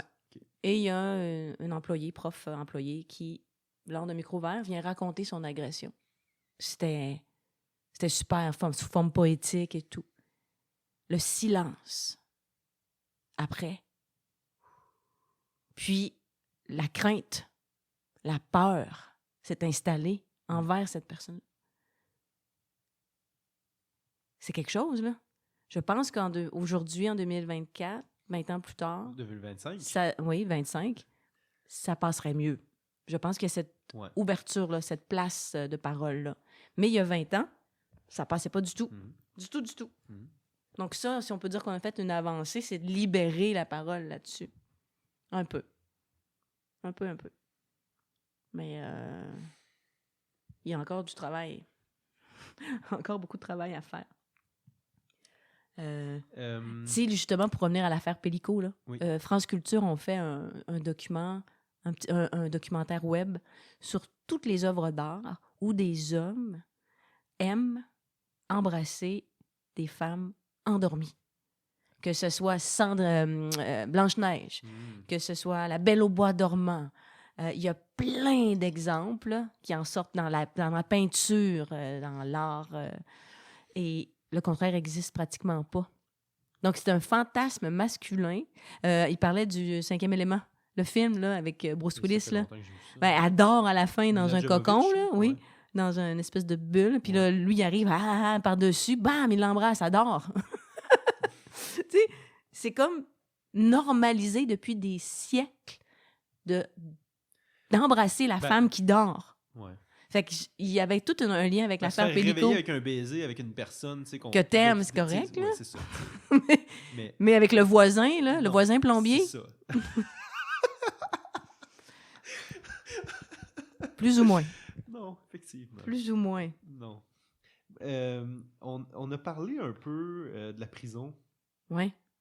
Qu'est-ce que t'en penses? La prison comme outil de réformation, de réforme sociale, comme outil de réinsertion sociale? Mais si tu parlais tantôt, tu me dis, est-ce que c'est la peine de mort? Moi, je veux dire, j'ai lu Le dernier jour d'un condamné de Victor Hugo et je pense comme lui, là. Je suis contre la peine de mort, là. Okay. On va y aller directement. Je suis contre la peine de mort. Je pense qu'il y a possibilité de réflexion, d'autoréflexion de ces personnes-là. De là, les remettre en liberté, je sais pas. Il faut vraiment que tu sois sûr qu'il n'y ait plus aucun risque pour la société. Oui, il peut y avoir des beaux lieux d'échange, des lieux où ils peuvent s'amender, réfléchir, évoluer. Je pense que l'être humain est capable de ça. Mais si tu tombes devant un vrai psychopathe, là, qui a des troubles mentaux et tout, ben, il y a des instituts, là, puis tu le laisses là. Puis il n'y a pas un nombre d'années qui va lui permettre de... Non, c'est ça. Mais de là à le tuer, non. Ouais. Non, pas pour moi. Je sais pas toi, là. Ah, ben non. Ben non, je suis entièrement contre la peine de mort. mais tu m'as fait peur, là. Non. Mais moi, ce qui m'a troublé, c'est que Chose, on connaît pas son nom, Beau-père, a été condamné sans obligation de soins. En même temps, une obligation de soins. Est-ce qu'on peut être obligé à être prêt, puis là, je vais tomber dans mes termes un peu psychanalytiques, mais prêt dans l'inconscient, dans l'intrapsychique, à prendre contact avec soi-même puis avec sa douleur qui a mené à l'agression. Évidemment que ça se contrôle pas. Puis même si un juge dit vous avez une obligation de soins, si la personne n'est pas prête à recevoir les soins comme tu le décris bien, il n'y a aucune façon que cette personne-là va pouvoir il y a une différence entre un psychopathe, tu sais, puis quelqu'un qui semble normal. Là. Ouais. Lui, il aurait dû là, avoir des cercles de parole, des échanges. Moi, je pense pas qu'il était prêt à mûrir, le Beau-père. Là. Je sais pas. Ben non, mais manifestement, il a reproduit instantanément, dès qu'il est sorti, il a reproduit, puis on le sait pas, mais il est peut-être en train de violer les 5 enfants qu'il a eu, les 4 enfants, je sais pas trop, les enfants qu'il a eu avec l'autre, avec qui il fait des légumes bio en forêt, là, tu sais. Ben, il dit qu'il voulait pas toucher ses propres enfants. Qu'est-ce qu'on en sait, tu sais? Je sais pas. Qu'est-ce qu'on peut croire de cet homme-là, tu sais? Je sais pas. 178, j'avais noté quelque chose sur... on revient à l'art, là. Ah oui, si on en avait parlé tantôt de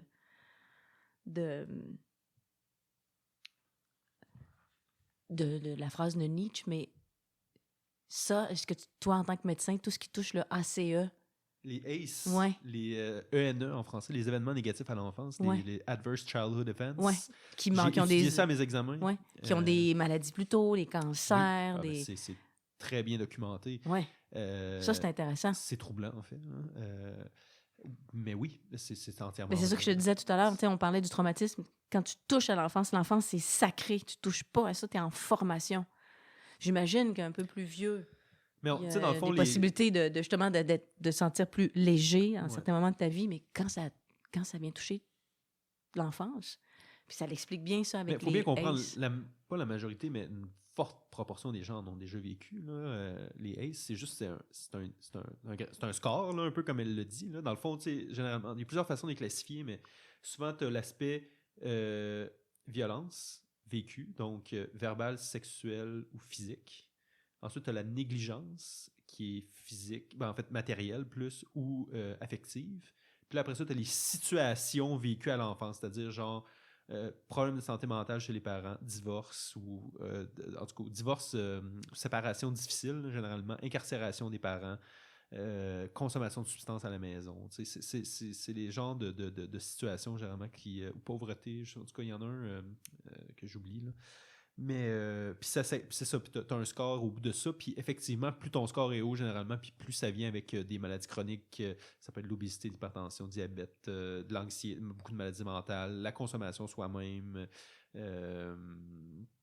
des troubles d'apprentissage à l'école, tout ça. C'était quoi ta question? Qu'est-ce que j'en pense? Oui, c'est affreux, là. Oui. C'est affreux, c'est vrai. Mais au moins, On c'est le ce qu'on voit, apprend avec un roman. dans les populations. C'est que ces jeunes-là qui ont été agressés ne deviendront pas nécessairement des agresseurs. Tout à fait. Ça, c'est Puis, le côté positif, je trouve, de tout ça, de cette lecture. Pour moi, c'en est un, genre, OK, ils peuvent avoir une vie quand même, mais sans être des agresseurs à leur tour. Par contre, page 189-190 que j'ai trouvé fascinant, la grande question qu'elle pose, est-ce que les agresseurs et les agressés, et les victimes et les agresseurs sont faits de la même glaise? Oui.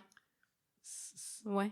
Ben, ils sont indissociables aussi. C'est là que je te disais, tu sais, des fois, le double rôle ou la ligne, parfois, ou est-ce que j'ai tout à fait validé son consentement? Évidemment que, tu sais, encore une fois, c'est ça, tu parlais de la gradation, tout ça, mais il y a des fois ce double rôle, puis... Ben, le mal existe. C'est ça qu'elle dit à la page. Mais le mal existe à l'intérieur de chaque personne. Le mal est là. On peut avoir... essayer d'imaginer... Avoir été bête avec son enfant, avoir été sec, avoir été violent. Évidemment, c'est pas pareil, tu sais, mais ce que je veux dire, c'est ontologiquement parlant, le mal existe. Définir ontologiquement. Ouais, existentiellement, là. Tu sais, on est plus dans un cadre philosophique, là. Ben, le mal existe. C'est subjectif, le mal, quand même, là. Non... En tout cas, toutes les religions sont basées là-dessus, le bien et le mal. Là. Oui. Mais juste le mal, souvent, c'est un concept un peu... j'ai voulu croire, moi, que le mal, si tu fais le bien, tu fais les bonnes choses, le mal... C'est un peu ésotérique. Oui, mais le mal, quelqu'un de fondamentalement mauvais, mal, ça, violent, ben, j'y croyais pas avant, mais j'y crois fondamentalement maintenant. Qu'il y a des personnes fondamentalement brisées, ou pas brisées, mais en extrême douleur avec ce mécanisme-là masculin de projection de la violence, un peu comme il est décrit. Est-ce que ces personnes-là vont un jour réussir à être guéries, là, en tout cas, c'est peut-être pas le bon mot, mais prendre contact avec cette douleur-là d'un point de vue pour s'améliorer? Je suis pas convaincu. Et c'est là où peut-être on peut les voir comme fondamentalement mauvais, de par cette impossibilité-là peut-être à dépasser, régler finalement ces blessures profondes. Mais moi, je pense que chaque personne a le potentiel de pouvoir prendre contact avec sa douleur. Par contre, est-ce que... le potentiel. Je pense que chaque personne mérite qu'on évalue son potentiel et qu'on puisse garder la porte ouverte si un jour elle le développe. Mais on parle pas de la même chose. Mais je pense pas qu'une personne naît fondamentalement mauvaise. Non, mais on parle pas de la même chose. Okay, on parle le mal en tant que quantité. Là. Oui. Le mal, le côté sombre. Ouais. Il y a un film, je me souviens plus jeune que j'avais écouté, un autre film, beaucoup de films, de Woody Allen qui s'appelle Crime et délit. C'est un homme qui a une maîtresse, ça va bien, il est marié évidemment. Puis à un moment donné, sa maîtresse veut plus. Elle veut qu'il divorce et tout. Oui. Puis on suit les aventures de ce couple-là. Puis le dude, le monsieur, le personnage principal, engage un tueur à gages puis fait tuer sa maîtresse. Et la scène finale sur le générique, c'est le mari avec une coupe de champagne à côté de sa femme avec un grand sourire qui est débarrassé de sa maîtresse. Il a fait le mal, il ne sera pas puni, puis il est content. Il est content. Et c'est là que, tu sais, quand t'étais... Moi, j'ai eu une éducation judéo-chrétienne, là. J'étais allée à l'église jusqu'en secondaire 2, j'ai lu les prières universelles. J'étais sûre que les méchants allaient être condamnés par une force supérieure, tu sais, comme encore plein de monde aujourd'hui. On les salue. On salue tous les chrétiens qui nous Oui. écoutent. Et puis là, j'ai compris que tu peux faire le mal et tu ne seras pas puni. Ouais. C'est comme ça la vie aussi. Tu ne seras pas puni. Tu ne seras pas puni. Non, il va continuer sa vie, lui, avec son verre de champagne. Et peut-être se trouver un autre. Comme tu disais, lui, il sort, il continue, il s'est refait une vie, oui. Il va bien, grand sourire, tout va bien. Ouais. Le mal existe. En tout cas, c'est un autre sujet. Je vais essayer de trouver un roman là-dessus. Là. Après ça... Le mal existe. Oui. Oui, ben, c'est ça le problème d'une prison sans remédiation des problèmes. Là, tu sais. Mais je peut-être naïvement, mais je veux croire qu'une personne qui fait le mal est une personne qui a une douleur extrême à l'intérieur d'elle qu'elle projette sur les autres, bien qu'elle soit inconsciente, cette douleur. Ce serait le fun. J'aimerais ça croire. Oui, j'aimerais ça que ce soit le cas, mais j'ai l'impression que non, moi. Pour avoir côtoyé des gens violents dans ma vie... Le parrain, là. Le film, Le parrain, là. Ouais. Qui te fait tuer tout le monde, là. Ben, en fait... Mais lui, il est heureux tant qu'il y a sa famille autour de lui. Mais au contraire, il s'en fout, là. C'est la grande morale du parrain. Michael, à la fin, qui pleure et qui meurt seul dans Attends, on est dans... Oui, mais dans le parrain 3, mais... Oui, je parle du premier. Le parrain 1 finit, il regarde son petit enfant courir dans les plantes puis les tomates, puis tout est beau. Il se fait fusiller, je dirais, c'est pas... Il meurt de vieillesse! Oui, mais à un moment donné, il se fait fusiller dans le livre. Oui, mais lui, c'est pas ça qu'il veut. Il veut juste sa famille. En tout cas, autre sujet.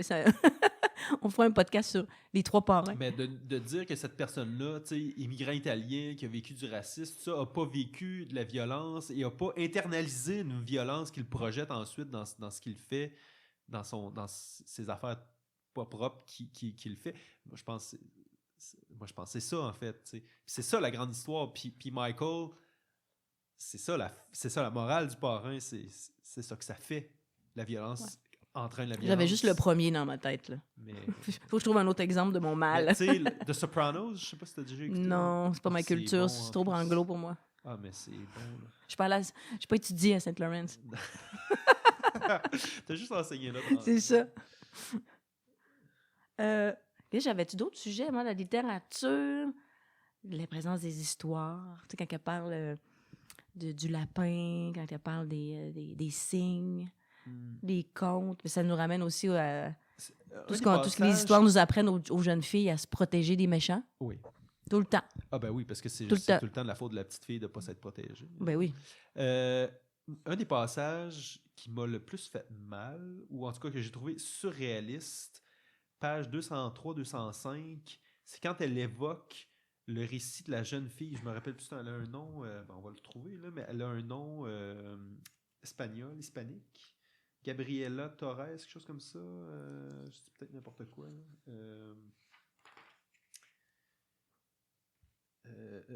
Diana Torres, page 204. Diana Torres, page 204, qui raconte une amourette qu'elle a eue. Elle a eu 60... En fait, elle raconte qu'elle a eu 60 amants avant d'arriver à l'âge de 16 ans. Puis là, il y a un passage où elle parle d'une relation qu'elle avait avec son voilier. Dans cette relation, je détenais le pouvoir total et absolu. Alain n'était qu'une marionnette laissant ses fils à ma disposition, complètement soumis à mes volontés de fillette perverse. Mais en fonction de cette déplorable attitude qui consiste à prendre... mais en fonction de cette déplorable attitude qui consiste à prendre les mineurs pour des idiotes, aucun juge n'aurait vu ce cas de cet œil. Si j'avais voulu, j'aurais foutu sa vie en l'air par un seul coup de fil dénonçant un éventuel abus. J'aurais pu lui faire du chantage et gagner un paquet de blé. Qu'est-ce qu'il vient de chercher là, dans ça?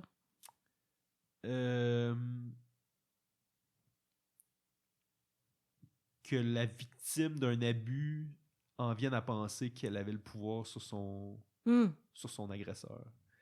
Comme une espèce de mécanisme vraiment puissant de déni, genre, que là, tu te mets à penser que vraiment, c'était moi qui avais le pouvoir sur cet homme-là, alors que c'était une fillette, finalement, et que lui, c'était un homme de je sais pas trop quel âge, là, mais qui avait tout le pouvoir physique sur elle. Je comprends qu'elle pouvait faire du chantage émotionnel, mais réellement, je suis pas capable de concevoir que ça puisse être vrai à 12 ans d'être en situation de pouvoir sexuel et affectif sur un agresseur. Et moi, ça me fait mal quand je vois une victime, au même titre que quand ça me fait mal de voir des personnes immigrantes voter pour Trump, là, un peu dans le même esprit. Là, quoique là, c'est un niveau bien supérieur. Là, mais... On a dans les mains un livre français. Ouais.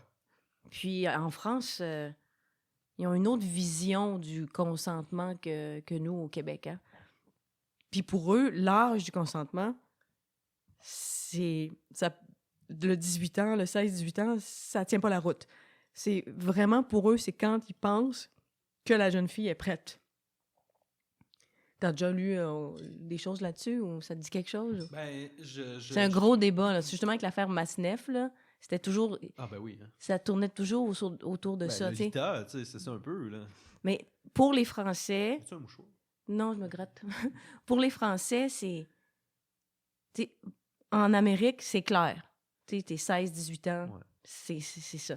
Mais pas pour 14 ans, eux autres, ça peut être bien correct. Si la jeune fille le désire. Ils disent toujours selon la maturité psychologique et sexuelle de la jeune fille.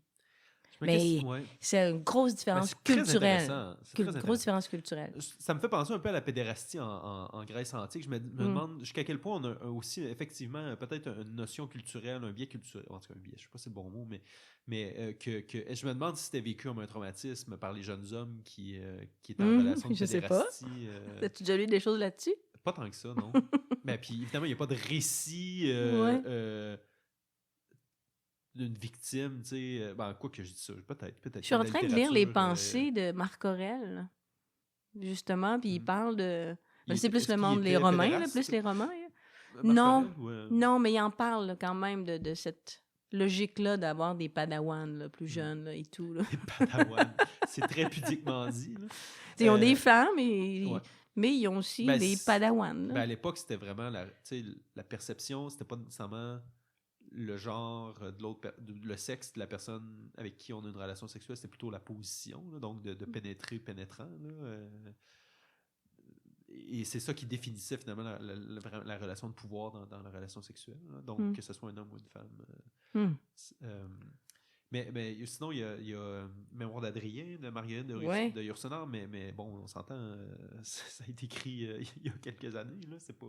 Écrit par une femme. Oui. Bon, on a-tu fait le tour? On a pas mal parlé de pas mal d'affaires quand même. Tu veux-tu faire des liens avec Léa Clermont-Dion? Ouais, je veux juste voir si j'ai pas d'autres choses qui...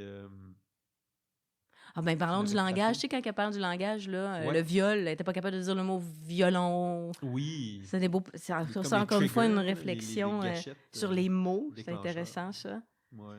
Il y a des moments lumineux dans le film. Dans le film. Oui. Dans le roman. Son accouchement, par exemple. Ah, j'ai pas souvenir. Page 176. C'est super beau. Ouais, attends, j'avais une autre affaire aussi. Malgré toute l'horreur qu'elle nous raconte, il y a plein de petites bulles comme ça qui sont intéressantes. Dans le milieu de la page, la sage-femme qui m'a accompagnée pendant mon accouchement a dit cela de moi, que j'étais courageuse. Et pourtant, elle n'était pas prolixe en compliments. Et elle avait vu un certain nombre d'accouchements avant le mien. Elle avait plus de 70 ans, avait perdu 2 enfants en bas âge, mais dans notre moment partagé de terreur et de grâce, quand la mort nous a frôlés, elle et moi et Max, et notre petit enfant qui n'avait encore pas de nom, elle m'a regardé dans les yeux et elle a vu ce qu'il y avait là, de la peur, de la tristesse, de la colère, de l'espoir, 1000 choses, mais ce qu'elle a surtout vu, c'est cet immense courage, cette force à la fois cruelle et innocente, presque obscène dans son intensité, ce désir d'affronter l'obscurité. Et on va beaucoup reparler du courage de Neige, parce qu'elle a décidé d'avoir un procès public Comme Madame Pellicot. Souvent, les victimes d'agressions sexuelles, ils veulent pas être sur la place publique. Elle a fait ça pour protéger ses frères et sœurs. Mais je pense que c'est un peu le propos du passage que tu viens de faire, mais aussi à plusieurs moments dans le livre qu'elle dit « Je suis consciente d'être une exception. » Elle a dit « Je suis celle qui survit, je suis celle qui combat. » Je ne sais plus comment elle le formulait, mais elle disait « J'ai toujours été comme ça, d'un front de bœuf, puis d'un courage, puis elle... Intelligente. En plus... Puis c'est là qu'elle dit, puis il y a beaucoup de notions, je pense, de culpabilité du survivant là-dedans un peu aussi, là, mais de dire, je suis consciente que la majorité des victimes, et la très grande, l'écrasante majorité des victimes ne sont pas comme moi. Puis ils dénoncent pas. Ils dénoncent pas. Dénoncent pas. Ont trop honte de ce qu'elles ont vécu pour avoir un procès public, n'écriront pas là-dessus, mèneront pas une vie relativement, en tout cas du moins de ce qui lui paraît relativement normal. Elle a fait des hautes études, elle a des enfants, elle est une autrice reconnue, je dirais, elle a réussi, là, c'est pas le bon mot, là, mais un peu dans la conception peut-être générale qu'on a. Moi, c'est surtout ça que je perçois dans dans le passage que tu... Puis elle en parle aussi avant et après, là.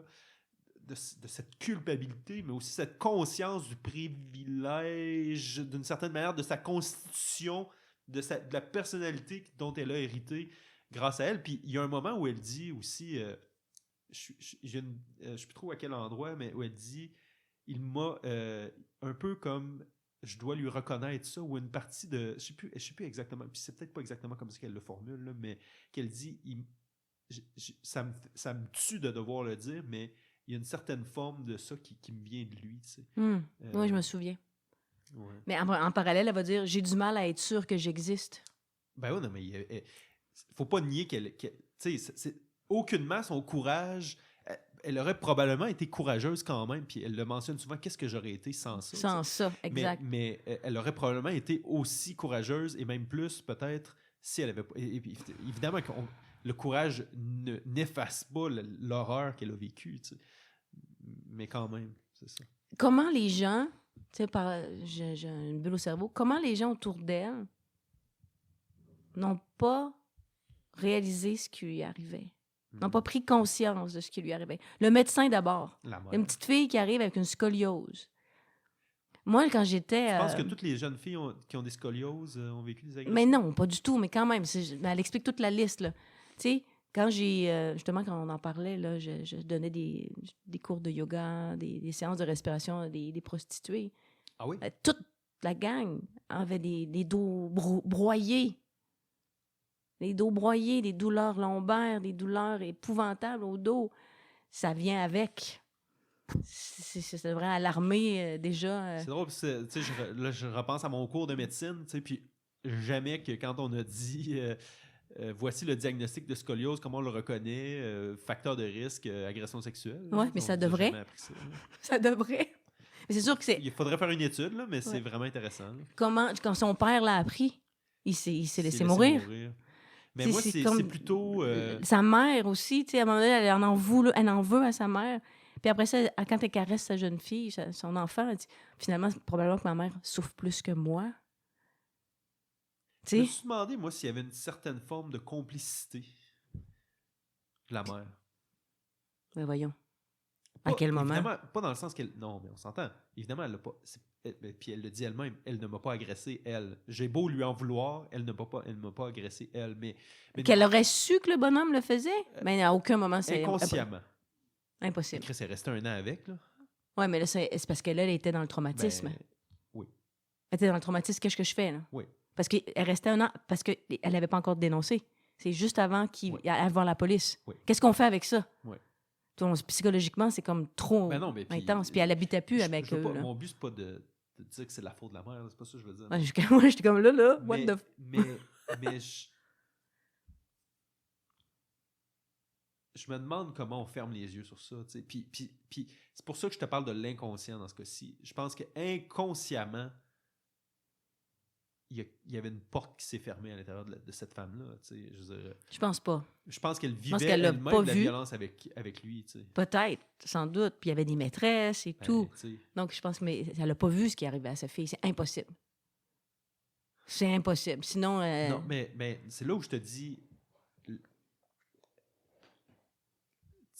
au même titre que les gens dans le village, c'est un bon gars, il est gentil, moi, il m'a jamais rien fait. Évidemment que la mère n'était pas consciente du fait que sa fille se faisait violer, mais jusqu'à quel point il n'y a pas quelque chose un mécanisme inconscient qui fait j'essaye de préserver le peu de stabilité qu'il y a dans ma vie, puis... Et donc, je pense pas. Mes antennes deviennent moins sensibles. Aucun indice dans le livre amène cette réflexion-là, Frédéric. Aucun. Puis à un moment donné, elle dit, plus tard, quand Neige l'annonce, quand Neige lui annonce, elle dit « Ah, l'épingle à bébé dans le vagin. » Tu te rappelles de ce passage-là? Ouais. Elle dit « Là, je viens de comprendre quelque chose. » Tu sais, elle est comme... Ben voyons. Autant que le père s'est laissé mourir, autant que la mère, elle devait être tellement en choc émotif, psychologique, complètement... Parce que moi, j'ai vu des signes, sa mère, après ça, lui en veut au beau-père de lui avoir menti.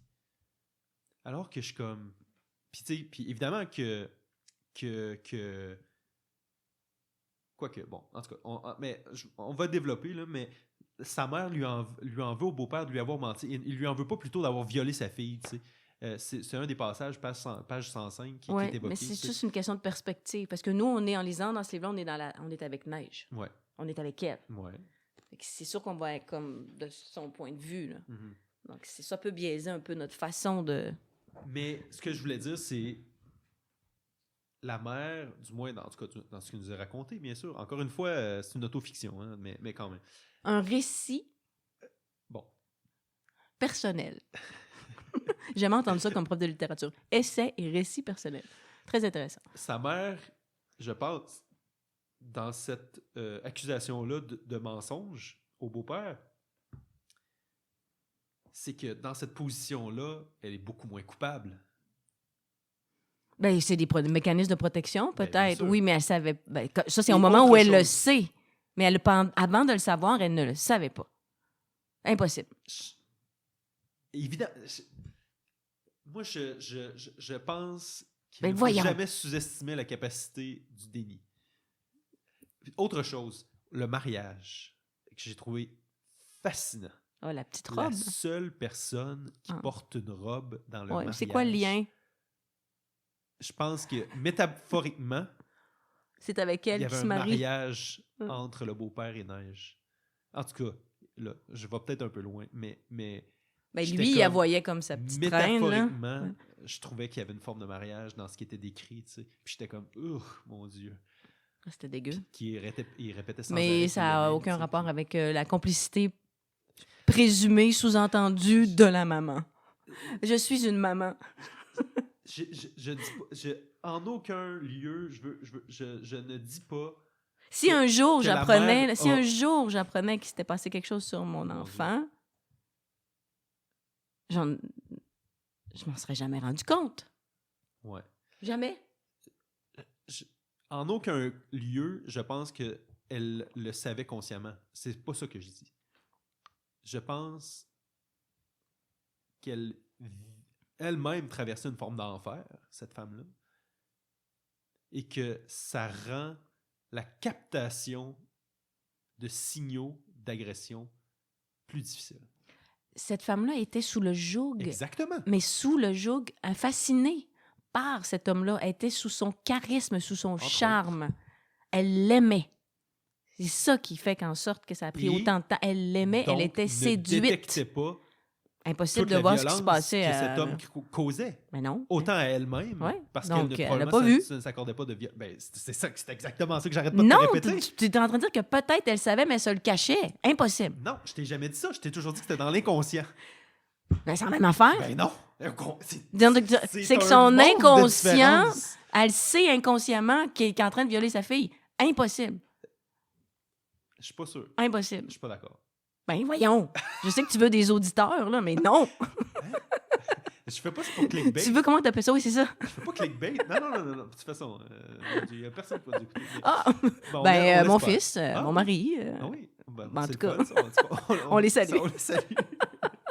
Non, et encore une fois, l'inconscient, c'est inconscient. Ce n'est pas conscient, par définition. C'est ça que je te dis. Je pense qu'elle n'a rien vu inconsciemment, consciemment. Rien. Qui fait que c'est le choc est encore plus grand. Tu fais, comment j'ai fait pour me faire fourrer à ce point? Dans tous les sens du terme. Comment j'ai fait pour ne pas voir ça? Ce qui a été fait à ma chair. Ah! Et ça en vient à la question de départ que je t'ai posée. Comment ça se fait que tout l'entourage, et que Neige amène dans son roman, tout l'entourage ne s'en soit pas rendu compte de ça? Des voisins, des épiciers. Bon, je sais que les épiciers, c'est un peu loin. Là. Je t'écoute, mais en même temps, page 106. Cruauté et déni ne sont pas incompatibles. Je vais faire mes liaisons correctement. Il n'y a pas d'un côté un refus de voir et de l'autre une impossibilité de voir, un refus conscient et un autre inconscient, un refus innocent et un coupable. Il est possible que l'aveuglement des mères tienne un peu des deux à la fois, ou d'un entre-deux étrange. Elles savent mais ne savent pas, elles ne savent pas mais elles savent. C'est ça que je te dis. Oui, mais c'est quand elle lui dit, pour que ça dure un an de temps. Ben, je suis pas sûr que c'est ça qu'elle... Non. Non, je pense que c'est... Elle parle de son enfance, là. Je suis dure avec ma mère, toujours la même page. Je sais que le lecteur, la lectrice auront tendance à être dure avec elle aussi, ce que tu es présentement. C'est un réflexe culturel dans les histoires d'inceste. On blâme souvent encore plus la mère qui n'a pas su protéger son enfant que le violeur lui-même. Elle n'a pas su me protéger, c'est vrai. Mon père non plus. Ni mes grands-parents, ni tout le monde. J'essaie pas d'être blâmant contre la mère. J'essaie... En fait, pas, j'essaie rien. Tu réfléchis. Non. Tu réfléchis pas. Ben, je réfléchis. Oui, ben c'est un début ici, mais non, je pense que j'essaie d'avoir une lecture lucide de la situation, de ce qu'elle a vécu. Quand elle a su, page 107, quand je lui ai raconté, un jour dans une voiture, elle est restée sans voix, sans pensée, sans rien à quoi se raccrocher. Elle ne pouvait pas y croire. La première chose qu'elle a faite, c'est d'aller demander au beau-père. Mais écoute, je pense qu'on a un peu raison les deux. Là. Bon, je pense qu'on peut changer de sujet. L'autre affaire que je voulais parler, Edmond, la première personne à qui elle a confié qu'il a genre 50 cucs, puis elle a 20 ans. 30 ans de plus qu'elle, 34 ans de plus qu'elle. Oui, c'est troublant. Hein? Qu'est-ce qu'elle reproduisait là-dedans? J'étais comme, mon Dieu. Oui. Ben oui, mais ouf. Il y a plein de passages qu'elle montre à quel... soyons un peu crus là, pour nos auditeurs, on s'excuse, mais tu sais, c'est l'experte, elle dit entre guillemets, l'experte de la pipe. Oui. Oui. Et le jour... J'ai écrit justement TMI, genre too much information. Ah ouais, mais tu sais, le jour où on dit « Hey, j'ai le droit de recracher. Oui. » Et là, elle devient libre. Oh! Mais quand même. T'es même pas obligé de le recevoir dans ta bouche, tu sais, c'est ça. Tu sais. Puis aussi, parlons, un moment, un segment sexuel. Sexe oral. Oui, c'est ça, mais non, tout court. Tu connais le podcast? Quand le père, le beau-père l'oblige à avoir un orgasme. C'est que c'est très intéressant parce qu'on n'arrête pas de dire que pour avoir un orgasme, il faut que l'esprit soit prédisposé. Comment on a ça sur commande? Non, c'est physique. La sexualité, c'est physique. Tu stimules la chose, ça va se passer. Sans plaisir, il va y avoir une réaction physique, mais sans plaisir. C'est intéressant. Ah, c'est troublant en crise. Oui, mais c'est pour ça aussi que les prostituées, les travailleuses du sexe. J'ai écouté le podcast Sexualité et dissidence queer. Elles peuvent probablement avoir des orgasmes sur demande parce qu'elles savent comment contrôler leur corps. Ouais. Tu sais? En faisant complètement abstraction de ce que émotivement elles ressentent parce qu'elles sont dissociées. Ouais. Donc, le corps devient une machine de sexe. Très intéressant. Fait que le bonhomme, justement, il dit « Oui, mais t'étais consentante, t'avais des orgasmes. » Hey, puis c'est-tu invalidant de se faire dire ça? Ah, c'est écœurant. C'est écœurant. Puis, tu réponds... Mettons que t'es pas préparé à recevoir ça. Là. Ouais. Puis pourtant... c'est pas un argument valable, mais mettons là, que t'es à chaud puis tu reçois ça, puis mettons un juge te dit ça, parce que ça serait le genre, là, un juge un peu niaiseux, gars, parce qu'il y en a eu au Québec, on en avait vu un, là, oui, c'est un bon gars dans le fond, c'est un honnête citoyen, je le laisse partir, là, mettons que le juge te dit ça, tu sais. Ah, puis peut-être avant qu'on parle, ben en tout cas, j'ai un lien, là. Le système de justice, je pense qu'il faut en parler, là. Quoi dire du système de justice? Qu'est-ce qu'on en pense pour les agressions, les inconduites à caractère sexuel, les agressions sexuelles? C'est parce que c'est difficile de comparer la France puis le Québec, premièrement. Là. En France, ils donnent des peines beaucoup plus légères qu'au Québec, qu'en Amérique, en général. Ah oui? Ah oui. Même au Canada? J'aurais pensé au Canada. Ah oui, non. Parce qu'aux États-Unis, c'est généralement plus sévère. Oui, mais la France sont beaucoup plus laxistes là-dessus. Là, ou... Je ne sais pas si le mot laxiste, mais... en tout cas... Clément. Là. Mais je connais pas beaucoup le système. Je suis les procès, je regarde le nombre, etc. Mais ça prend... Mais justement, Léa, elle a fait un autre livre qui raconte... Porter plainte. Oui, tout le processus, toutes les étapes que les femmes doivent traverser pour pouvoir se rendre au bout d'un procès. Hein, c'est terrible. Hein. Mais le lien que je voulais faire entre Triste Tigre puis Salut, ça va, c'est comme... Dans le fond, on lit ça, Triste Tigre, elle s'intéresse à qu'est-ce qu'il y a dans la tête de ces hommes-là qui passent à l'acte. Ouais. Et Léa, avec son essai Salut, ça va, veut aller directement chez les jeunes hommes, prévenir à la base. Tu sais, les conscientiser à la base pour pas qu'il y ait ces viols-là de masse, ces viols-là en groupe, ces agressions. Moi, je me questionne si c'est un problème de conscientisation. Tu sais, c'était un peu là où des fois, j'étais comme... Est-ce qu'il s'agit d'aller donner une conférence à 30 joueurs de hockey? Puis, 400! Oui, non, mais 30 d'un coup, je veux dire, là, à les rencontres 400 en ligne. À coup d'équipe. Là, puis je pense que Léa est très lucide là, par rapport à sa propre démarche, là, mais je pose la question quand même. Là. Je me demande, tu sais, est-ce que c'est ça versus... Là, c'est ma vision de santé publique, mais c'est plutôt c'est plutôt tout l'environnement dans lequel ces jeunes-là évoluent plutôt que de simplement les conscientiser. Voici c'est quoi le consentement, voici c'est quoi une agression sexuelle, voici des cas de figure de ce qu'il y a eu. Puis, je pense que ça fait partie de... Mais c'est tellement plus large, cette dynamique-là des jeunes garçons où on voit de la radicalisation. Puis j'étais à l'élection de... j'étais à une soirée électorale pour Trump. Quoi? Qu'est-ce que tu faisais là? Non, mais j'étais à une soirée électorale. Excusez-moi, je reprends, mon Dieu. C'est ça, là. Tu m'as déconcentré en me montrant l'heure. On va finir bientôt. C'était une soirée électorale pour les élections américaines de 2024. Avec issue très malheureuse, comme on le sait. Et j'étais avec mon jeune frère de 19 ans. Et il a décidé d'amener ses amis. Et puis, on était à l'UQAR, à l'Université du Québec à Rimouski. Je me suis dit, mon Dieu, on est dans un safe space. Là. Mettons, l'université, tu sais, je me dis, s'il y a bien un endroit, tu sais, que... Et là, de me mettre à parler avec ses amis qui ont à peu près son âge. Oh! Hey, Trump, c'est un bon gars, c'est pas si pire. Il y a des bonnes idées, il faut pas le prendre au sérieux. Puis c'est là que c'était comme, oh my God, OK, c'est là qu'on en est, tu sais, avec et puis donc c'est ça, je pense plus que rendu là, c'est juste de les rencontrer puis leur dire voici, c'est ça, tu sais. Hey, mon Dieu, on part de loin. C'est une étape. Là. On part de loin. C'est une étape. Oui, mais ça prend une relation longitudinale sur des mois, voire des années là, pour les faire cheminer, ces personnes-là. Là. Une conférence. Tu parles des hommes? Ben oui, puis particulièrement ceux que j'ai en tête. Là. Hey, je pense que les hommes, va falloir... Qui suis-je? Mais juste avant de m'en dire, c'est ça que mon fils, j'avais une discussion avec lui, tu sais. J'ai dit, il faut que vous régliez ça entre vous. Il faut que vous preniez une prise de conscience entre vous.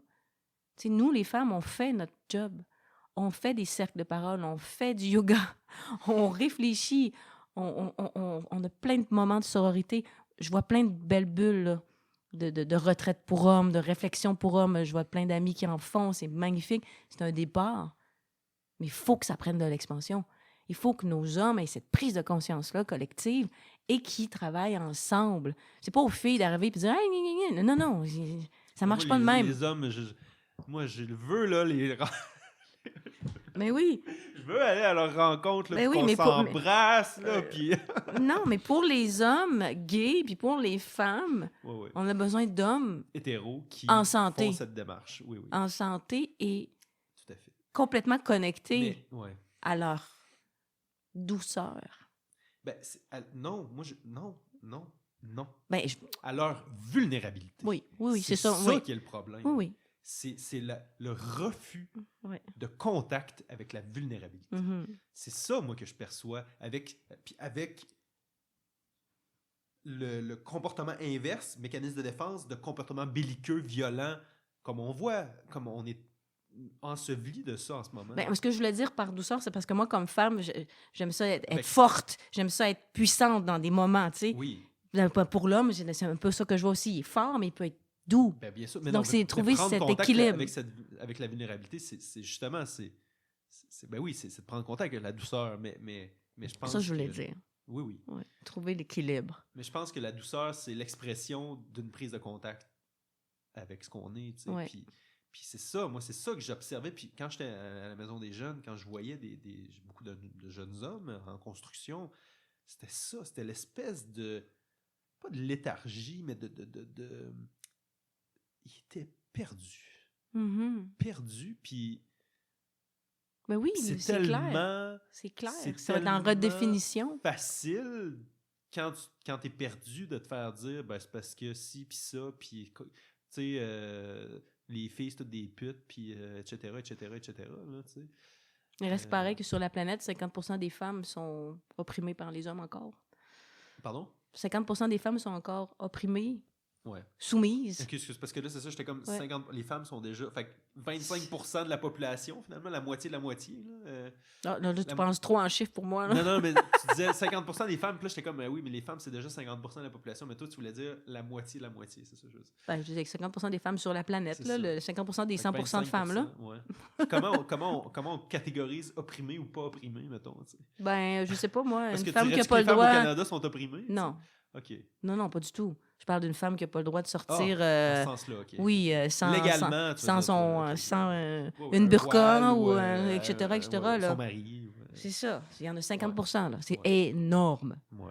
Bon, écoute, quel mot de la fin on pourrait dire sur tout ça? Ben, lisez Tristotique. Là, tu voulais pas qu'on parle plus de Salut, ça va? Ben, t'es un peu fatigué, toi? Oui, je suis un peu fatiguée, mais ça fait quand même presque 1h40. Je sais pas, j'ai le temps. Oui.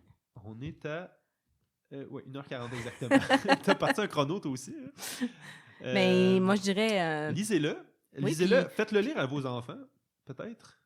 À vos enfants, Triste Tigre. Non, Salut, ça va. Oui, bien, lisez Triste Tigre, mais lisez Salut, ça va. Pour faire... Mais mettez-le dans la main de vos ados. Ouais. Moi, je l'ai mis dans les mains de mon fils. Je lis des passages avec lui.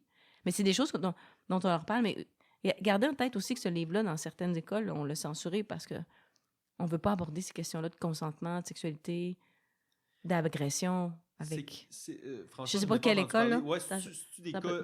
Est-ce qu'on parle ici d'exception ou on parle vraiment on parle, je crois, d'exception. OK. Bon, quand même. Nuançons les nuances... nuançons... Apportons les nuances nécessaires, mais quand même.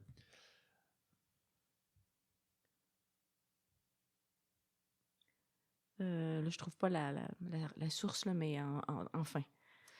Bref.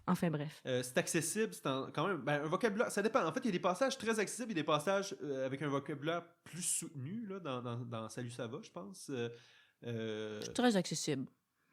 Oui, mais tu sais, je pense que quand même, par exemple, sa définition de la masculinité toxique, là, il y a des. Écoute, c'est juste moi en tout cas, en santé publique, on a souvent une réflexion sur le niveau de littératie puis comment on rend les textes accessibles pour la population. Là. Puis souvent, on réfléchit niveau 12 ans, généralement, qui est le niveau général de la population, 6e année.